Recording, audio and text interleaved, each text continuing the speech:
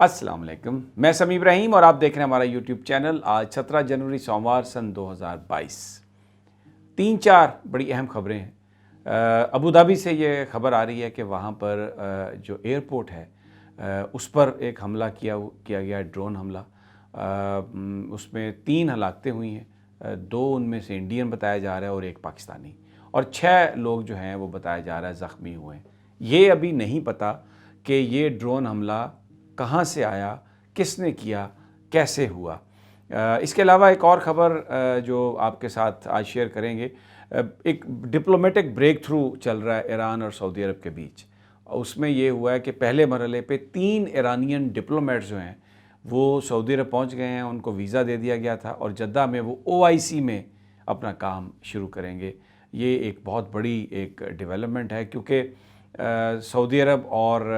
ایران کے بیچ میں 2015 کے بعد سے ڈپلومیٹک کوئی بھی کسی طرح کا بھی کوئی ریلیشن شپ نہیں ہے، لیکن اب ایرانینز نے جو اپنی وش لسٹ دی ہے اس میں انہوں نے یہ کہا ہے کہ وہ جدہ میں، ریاض میں اپنا کھولنا چاہتے ہیں ایمبیسی، اور دے آر ویری ہوپ فل۔ اور جو اس وقت جو سعودیز ہیں ان کی طرف سے بھی جو میسیجز آ رہے ہیں وہ بھی اس ساری ٹینشن کو ایز کرنا چاہتے ہیں۔ اگرچہ شاہ سلمان نے ابھی چند ہفتے قبل ہی بیان دیا کہ ایران کا رویہ جو ہے وہ غیر ذمہ دارانہ ہے، لیکن عراق کی مدد سے جو نیگوسیشنز ہو رہی ہیں اس میں یہ ایک بڑا بریک تھرو آیا۔ اب سب سے پہلے ذرا بات کر لیتے ہیں ابوظہبی پر جو حملہ ہوا ہے۔ یہ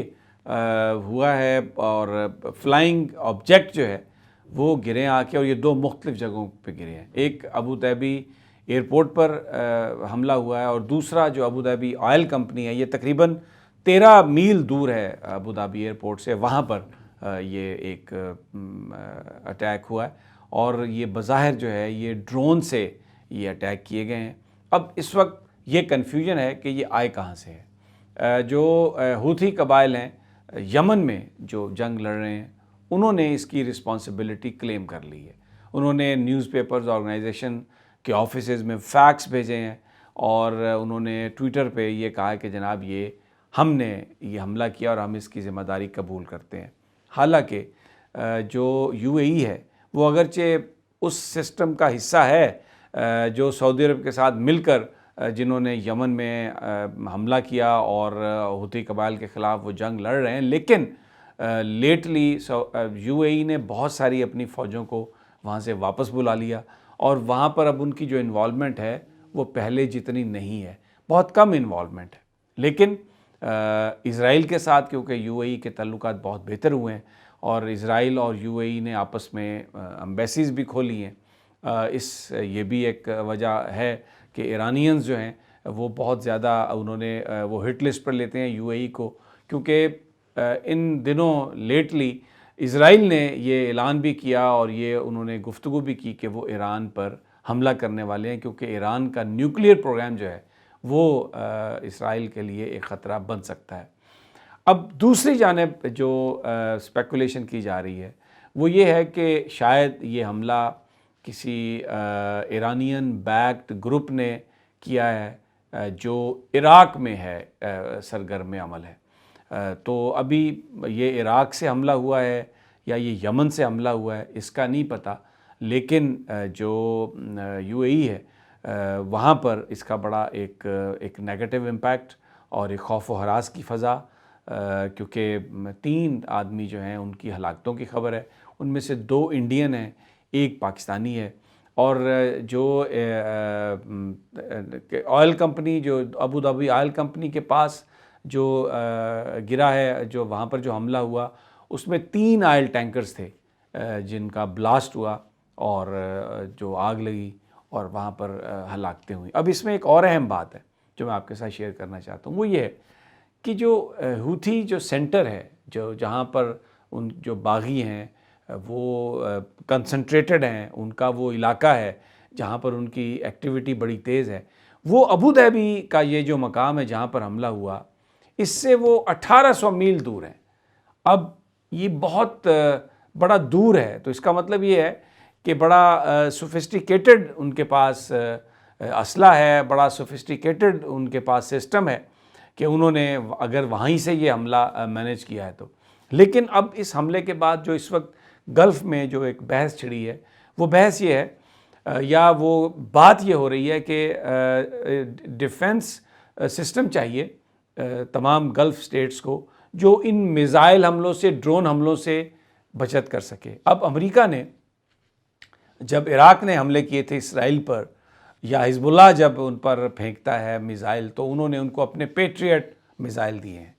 اور اسی طرح کا جو ایک میزائل ڈیفنس سسٹم ہے وہ رشیا دیتا ہے, وہ ہے SU-400 جو ٹرکی کے پاس ہے, جو انڈیا نے بھی لیا ہے اور وہ پاکستان کے بارڈر کے ساتھ اس نے اس کو لگانا شروع کیا ہے. اس سے یہ ہے کہ اگر کوئی بھی میزائل آ رہا ہو تو آپ اس کو فضا میں ہی گرا سکتے ہیں. تو اب جو گلف سٹیٹس ہیں جس میں UAE ہے, وہاں پر ان کے میڈیا پر یہ آج ڈیبیٹ شروع ہوئی ہے, یہ آج بات شروع ہوئی ہے کہ چاہیے گلف سٹیٹس کو کہ وہ بھی یہ لیں میزائل ڈیفنس جو سسٹم ہے, تاکہ اگر کوئی اس طرح کا پروجیکٹائل فضا سے اگر حملہ کیا جائے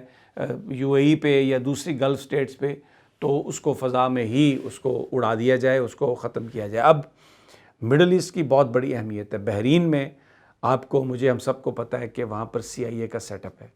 اور جو قطر جو ہے اس میں انہوں نے وہ سیٹ اپ کیا ہوا ہے, سینٹ کام کا سیٹ اپ ہے سارے کا سارا قطر میں. تو اب یہ جو دو ریاستیں ہیں ان کو بڑی حفاظت کی ضرورت ہے. سعودی عرب جو ہے وہ سمارٹ پلے کر رہا ہے اس سارے معاملے میں. جیسا کہ میں نے آپ سے پہلے کہا کہ ایرانین جو ڈپلومیٹس ہیں ان کو انہوں نے OIC میں ویزا دیا ہے, وہاں پر انہیں کام کرنے کی اجازت دی ہے. اور عراق میں جو نیگوسیشنز ہو رہی ہے اس میں سعودی عرب نے اس خواہش کا اظہار کیا ہے اور یہ بتایا ہے کہ جس وقت سعودی عرب چاہے گا ایران اپنی ایمبیسی ریاض میں کھولنے کے لیے تیار ہے. It is a big development اور یہ بیہائنڈ دا سین ہو رہی ہے. جبکہ اسرائیل جو ہے وہ امریکہ پر اس بات کا زور دے رہا ہے کہ ہمیں ایران پر حملہ کرنا ہے, اگر حملہ نہیں کیا جائے گا تو پھر وہ وہاں پر ایک نیوکلیئر جو بامب ہے اس کو بنانے کے بہت نزدیک ہے.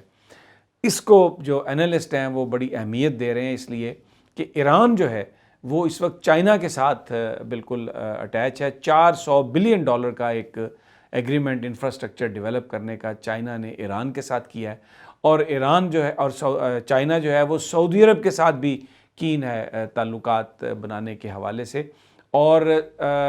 جو ساری یہ جو گیم بن رہی ہے اس میں نیو الائنسز جو ہیں وہ یونائٹڈ عرب ایمریٹس اور یہ ایران کے حوالے سے اور سعودی عرب کے حوالے سے وہ امرج کر رہے ہیں, اور یہ بہت زیادہ یہ وائٹل ہوں گے کیونکہ ایران نے طالبان کے ساتھ بھی گفتگو کی ہے, اور جو طالبان کے وزیر خارجہ ہیں وہ انہوں نے ابھی ایران کا دورہ کیا ہے. وہاں پر انہوں نے احمد شاہ مسعود کے بیٹے سے تہران میں ملاقات کی ہے, اور ایران نے جو چابہار تھی جو بندرگاہ اس سے انڈیا کو وہاں سے انہوں نے فارغ کرایا. تو ویری انٹرسٹنگ سینیریو ڈیولپنگ, اور ہمارے پاس جیسے جیسے اپڈیٹ آئے گی آپ کو ہم اطلاع دیتے رہیں گے. اجازت دیجیے, اللہ نے